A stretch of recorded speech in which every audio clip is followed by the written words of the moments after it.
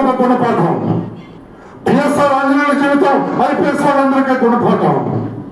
గాలి జనార్దన్ రెడ్డి ఆ బంగారు జీవితం నుంచి ఈ నాపరానికి వచ్చిన తర్వాత ఇవన్నీ కూడా ఒక గుణపాఠాలుగా తీసుకోవాలని చెప్పి కూడా విఘ్నులైన మీ అందరికీ కూడా నేను తెలియజేస్తున్నాను.